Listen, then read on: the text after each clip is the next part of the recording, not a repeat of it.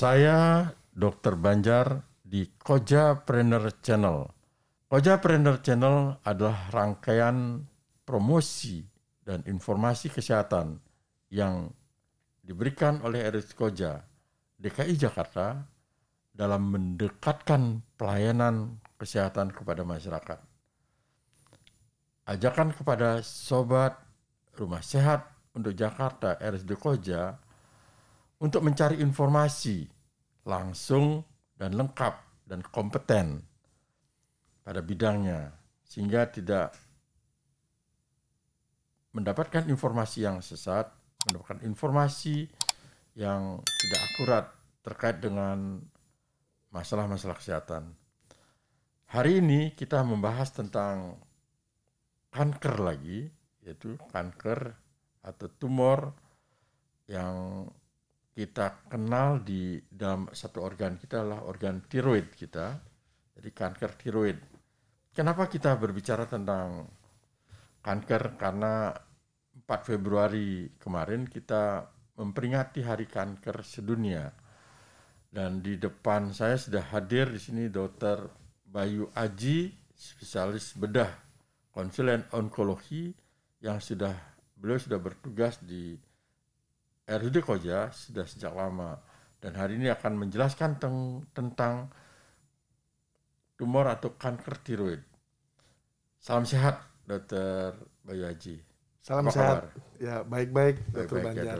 Ya, makin seger aja nih, makin seger aja. Terima kasih, Dok. Terima kasih, Dok. Dr. Bayu Haji, hari ini kita berbicara tentang tiroid. Iya, Tiroid kan bagian dari satu organ. Organ apa namanya? Organ ya? organ tiroid, Dok. Organ tiroid di Kelenjar dalam, tiroid. ya.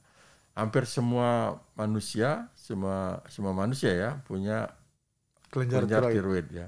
Karena itu sebenarnya kelenjar tiroid itu bermanfaat untuk tubuh kita. Baik, Dok. Tapi ketika terjadi perkembangan yang tidak terkontrol dari kelenjar ini akan menimbulkan masalah yang sering kita kenal hipotiroid atau hipertiroid atau kanker tiroid. Gitu. Dok, bisa nggak menjelaskan tentang kanker tiroid ini kepada sobat Rumah Sehat untuk Jakarta agar pemirsa di rumah juga memahami tentang seperti apa sih kanker tiroid, kok ada sih? Kalau kita sehari-hari kan biar sobat sehat Rumah Sehat untuk Jakarta ini paham ya, tiroid itulah gondok ya. Iya, Kalau gondong apa gondok? Gondok ya. Gondokan. Iya. Jadi di biasanya ada di sekitar leher ya. Iya, Dok. Bisa jelaskan, Dok, gimana, Dok? Ya, terima kasih, Dr. Banjar. Ya, salam sehat buat Rumah Sehat untuk Jakarta RSUD Koja. Ya. Jadi memang tumor tiroid itu kasusnya, insidennya memang nggak begitu banyak, Dok ya. Sekitar 3% dari semuanya. Dan dari tumor atau tumor tiroid dari tiroid itu hanya 3% saja yang jinak itu merupakan suatu tumor ganas. Jadi kasusnya tidak banyak ya. Tapi di poli walaupun itu tidak banyak, tetap itu menduduki nomor 2 setelah kanker payudara, Dok. Ya. Jadi memang jumlahnya secara keseluruhan tidak banyak, tapi selalu ada pasiennya di poli. Pasiennya selalu ada. Ya, gitu. Dok, bisa menjelaskan nggak apa sih yang dirasakan? Jadi tiroid itu organ tubuh, ya, salah satu kelenjar tiroid adalah bagian daripada tubuh kita. Ya.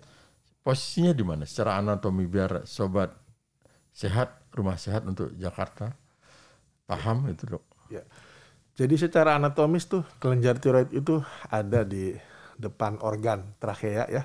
Depan di depan leher depan ya. Itu ada 2 bagian ya. Kiri kanan. Di sebelah kiri dan sebelah kanan. Ya. Itu kurang lebih itu beratnya sekitar 5 gram ya. Di tengahnya itu ada ismus, jaringan penghubungnya. Jadi kiri kanan itu berhubungan. Iya, seperti kupu-kupu, Dok. Seperti kupu-kupu ya. Gambarnya. Ya. Jadi dia menghasilkan namanya itu hormon tiroid yang berfungsi untuk metabolisme, Dok. Metabolisme otot ya.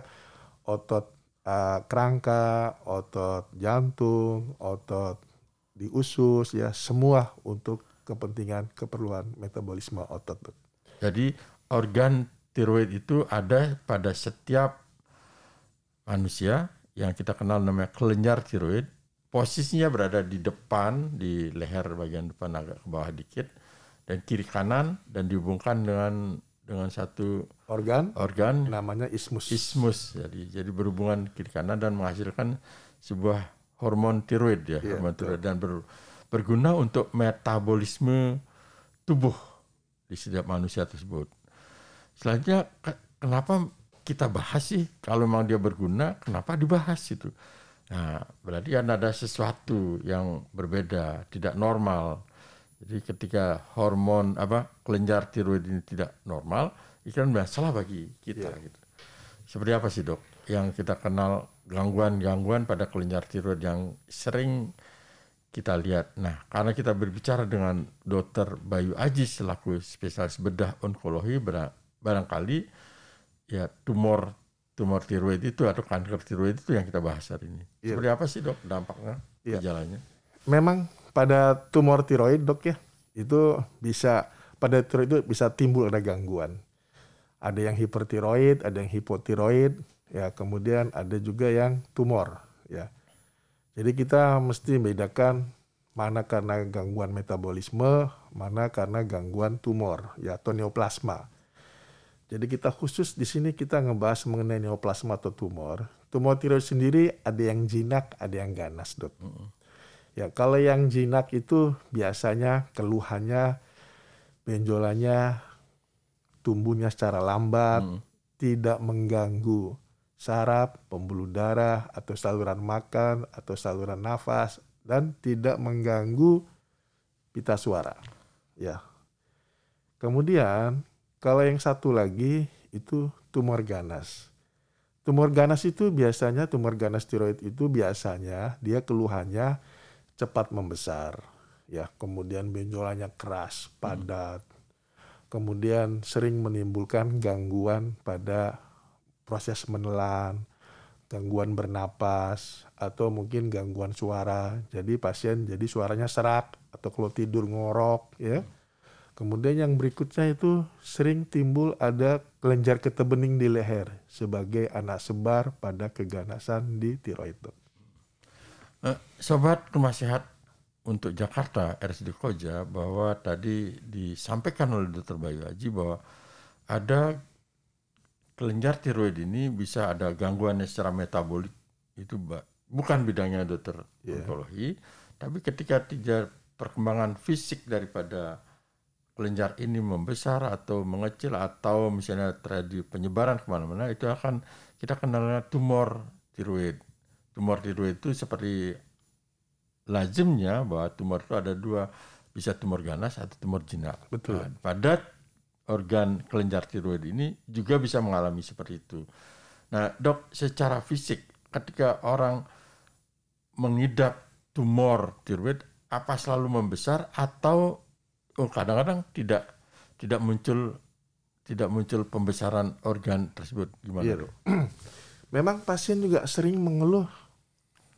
Dia tidak normal-normal aja. Normal-normal aja. Sering pada saat medical check up atau teman-teman di kantor atau keluarga yang lain, kok kelihatan ada benjolan di leher ya? Ya, jadi pasien tidak menyadari karena sering tidak diikuti oleh rasa nyeri. Jadi benjolannya kadang baru setengah senti apa 1 senti.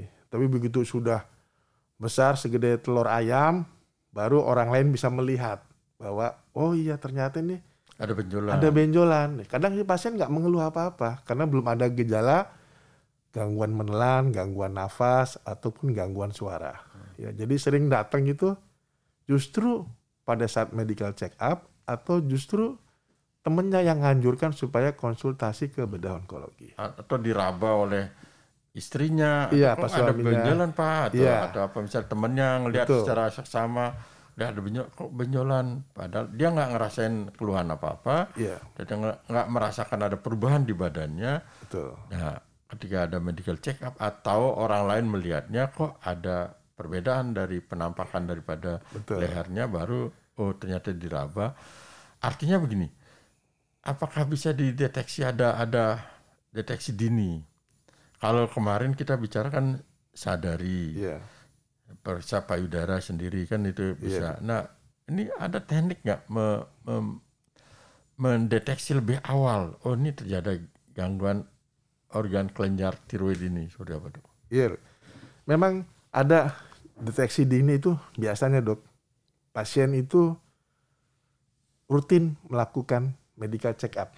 Medical check up dulu pertama. Jadi medical check up ya. Pada medical check up itu nanti dianjurkan bahwa kalau ada keluhan di leher atau sekiranya ada riwayat keganasan di anggota keluarganya, ya kan, jadi disarankan untuk dilakukan USG tiroid, Dok.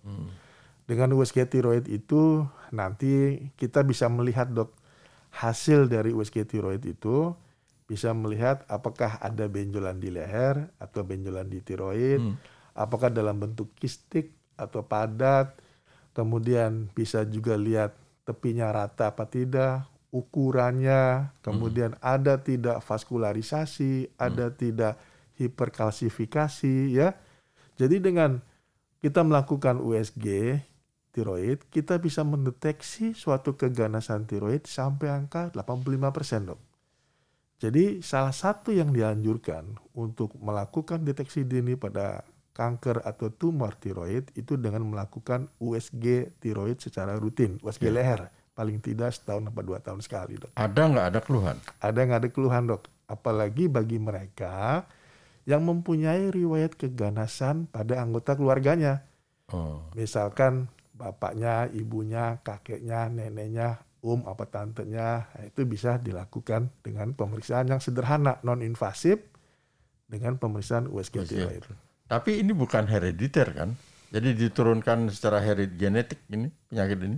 Diturunkan juga, Dok. Oh ya, jadi misalnya orang tuanya pernah mengalami tumor tiroid atau kanker tiroid, itu kemungkinan anaknya bisa kena itu. Bisa, Dok. Ya, jadi memang pada keganasan secara keseluruhan, Dok, apakah itu keganasan pada tiroid, keganasan pada payudara, atau kelenjar getah bening atau nasofaring, ya, itu 85% itu diturunkan, Dok, sel keganasannya. Diturunkan secara genetik. Artinya apa? Terjadi kegagalan proses pada level gen atau DNA sehingga terjadi sel atau gen yang abnormal, yang permanen. Nah, inilah yang disebut sebagai cikal bakal terjadinya keganasan. Dan gen itu selalu diturunkan, Dok. Diturunkan. Tapi jenis keganasannya nggak selalu sama. Nggak selalu sama. Misalkan kakek neneknya kanker usus, prostat, nanti bisa diturunkan ke anak atau cucunya dengan kanker yang lain. Ya. Jadi itu pakemnya keganasan secara umum ya, bahwa betul. Ada genetiknya juga dari sel-sel tertentu yang bisa muncul juga pada keturunan-keturunan kita. Betul. Cuman target organnya bisa jadi beda-beda. Beda-beda. Ada yang payudara, ada yang tiroid, ada yang usus besar, paru, ya, tulang. Dokter Bayu Haji tadi sudah menjelaskan tentang kanker dan tumor.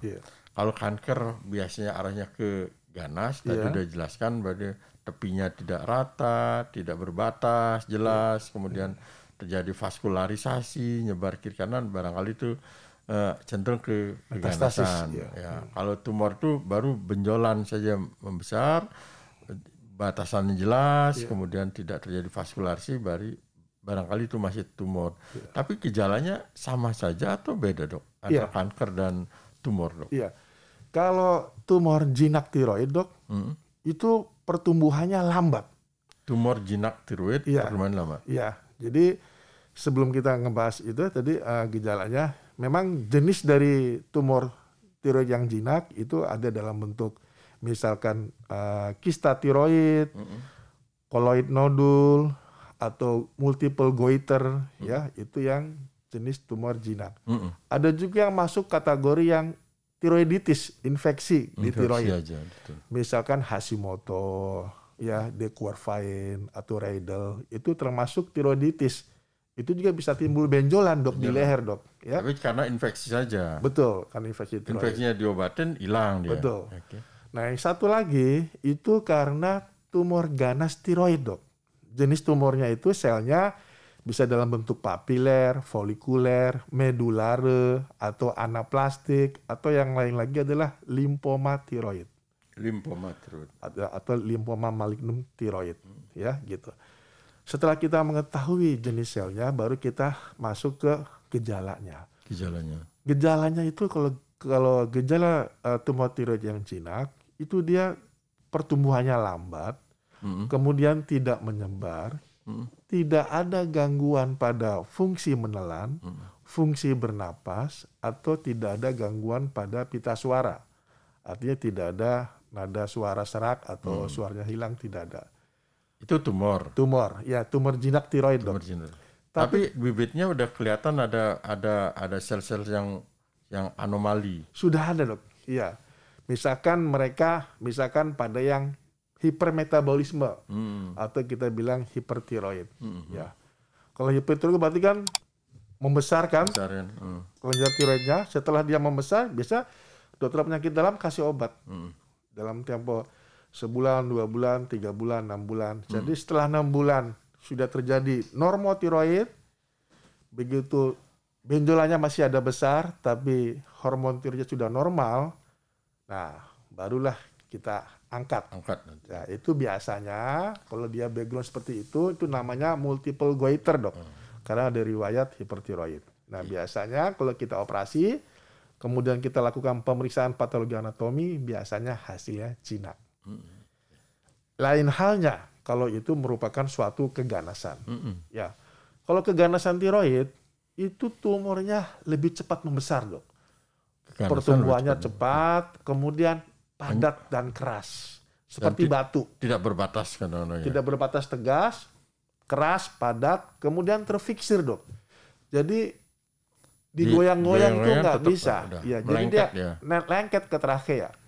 Kemudian lagi yang lebih jelas lagi ada bahwa dia ada gangguan, misalkan pada gangguan proses menelan atau gangguan pada proses bernapas, karena yang tumor yang itu sudah menginfiltrasi namanya organ trachea atau sudah menginfiltrasi organ esofagus, sehingga terjadi penekanan atau gangguan mekanik yang mengganggu proses bernapas dan menelan. Serta juga bisa dia sudah menginfiltrasi ke nervus atau saraf yang ada di leher. Dalam hal ini saraf recurrent laryngeus, sehingga mengganggu proses pita suara, sehingga dirasakan pasien suaranya serak atau berubah. Atau kalau tidur ngorok, dalam bahasa kedokterannya stridor. Ya, seperti itu kira-kira. Dan bisa juga gejala yang lainnya ada timbul benjolan juga di leher, Dok. Ya, tapi di leher di samping apa di tengah, itu menunjukkan adanya suatu penyebaran di kelenjar getah bening yang ada di leher. Ya, seperti itu. Terus apa lagi? Kalau kita anamnesis, ada riwayat keganasan pada anggota keluarganya, Dok. Makin mendukung. Iya, jadi kita curiga bahwa itu adalah suatu keganasan. Dok, kalau saya mendengar kalau tiroid itu, hipertiroid itu kadang-kadang matanya melolot gitu, jadi nonjol kayak mau keluar itu, merah. Emang ada hubungannya dengan kanker atau ini?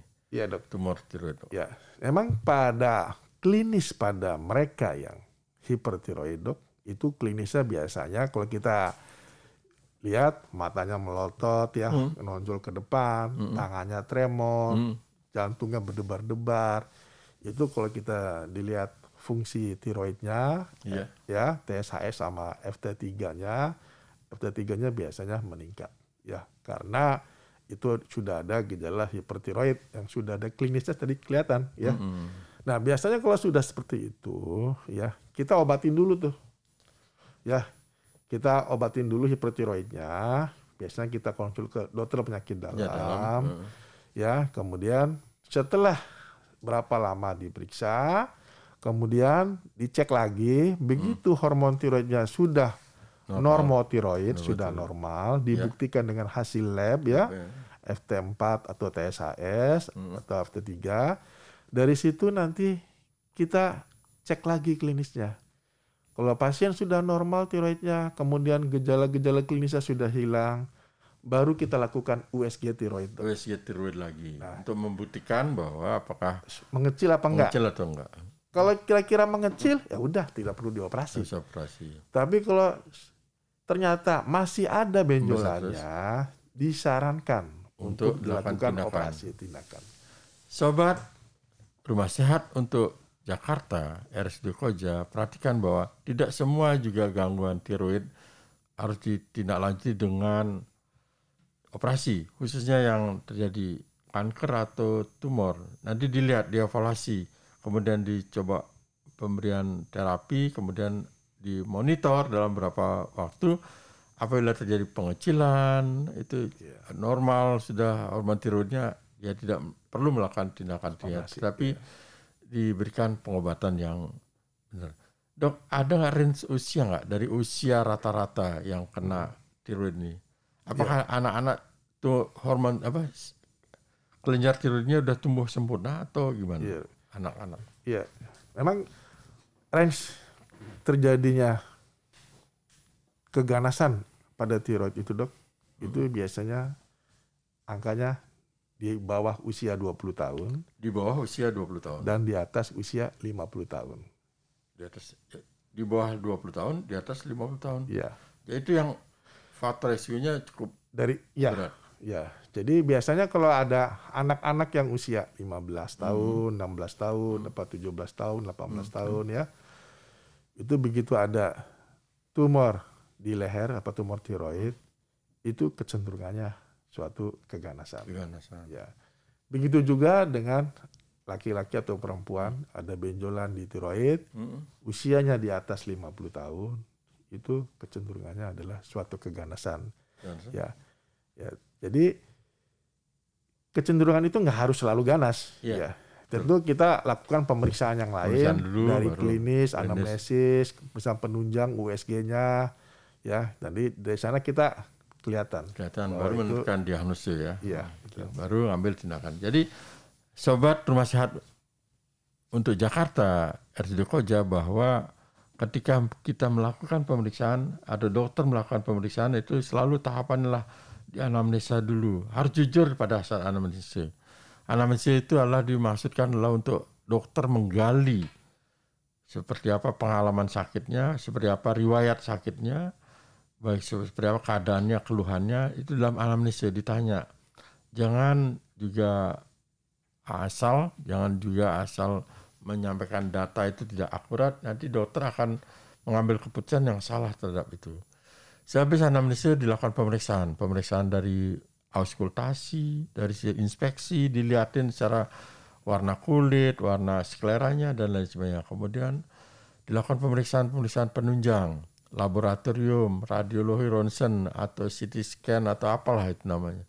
Kemudian dilakukan anamnesis sudah, pemeriksaan fisik sudah, kemudian pemeriksaan fisik itu macam-macam, dari raba, tekan, ketok, dan lain sebagainya, itu pemeriksaan fisik.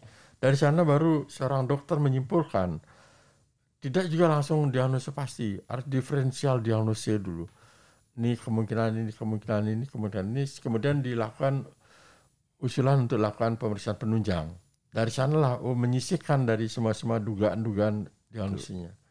Jadi Sobat Rumah Sehat untuk Jakarta, RSUD Koja, perhatikan bahwa tidak serta-merta kita bisa langsung mendiagnosis dengan pasti, kecuali memang ada beberapa penyakit yang khas sudah bisa dilakukan diagnosis, tapi tahapannya itu melalui anamnesis, kemudian pemeriksaan fisik, pemeriksaan penunjang, kemudian baru mendiferensial diagnosis, kemudian baru nanti akan muncul diagnosis pasti. Dok, kembali kalau tadi range usianya hampir semua bisa kena ya, semua bisa kena. Bisa, dok, iya, dok. Anak-anak udah kelenjar tiroidnya udah sempurna, Bu. Sudah, Dok. Iya, Dok. Jadi anak-anak itu dia dilahirkan setahun 2 tahun tuh udah sempurna, Dok, itunya tiroidnya. Ya, tapi biasanya timbul benjolan di tiroid itu yang saya pernah tangani sih, Dok, yang paling muda tuh sekitar umur 11-12 tahun. 11-12 tahun. Ya. Gitu. Yang paling tua ya bisa umur 50, 60, 70, 80 juga ada ya. Gitu. Ya, tadi dokter sampaikan mengenai tadi anamnesis ya, differential diagnosis, Dok ya. Memang kalau pada benjolan di leher ya kita mesti bedakan. Yang pertama, apakah itu suatu trauma ya Kalau trauma gitu kita gejalanya biasanya ada hematom, Beda, ya. ada riwayat benturan, ya.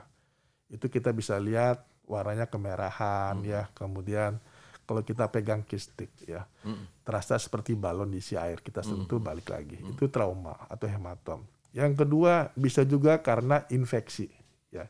Yang tadi disebutin dok ya, ya infeksi, ya, bisa Hashimoto, ya, Riedel atau Dequervain, ya. Kemudian yang ketiga bisa juga itu suatu gangguan metabolisme dok. Gangguan metabolisme. Yang tadi sebut dokter hipertiroid atau hipotiroid. Ya. Pada hipertiroid itu juga sama dok. Kalau bahasa kedokterannya multinodular goiter. Itu terlihat gejala-gejala adanya gejala hipertiroid. Selain ada benjolan di leher, juga dia ada gangguan hipertiroid. Matanya melotot, menonjol, metabolismenya, tremor, gelisah, keringetan, nggak tahan panas ya, nggak tahan panas, berdebar-debar. Nah itu kecenderungannya suatu gangguan metabolisme.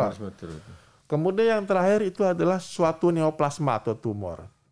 Ya, jadi tumor sendiri ada yang jinak, ada yang ganas. Tadi udah disebutin, kalau jinak tuh perkembangannya lambat, kalau yang ganas perkembangannya lebih cepat. Ya, kemudian yang terakhir itu merupakan suatu penyakit bawaan dari lahir gitu dok, ya kan, itu biasanya itu dari lahir sudah ada, ya, itu nama itunya tuh seperti itu dok,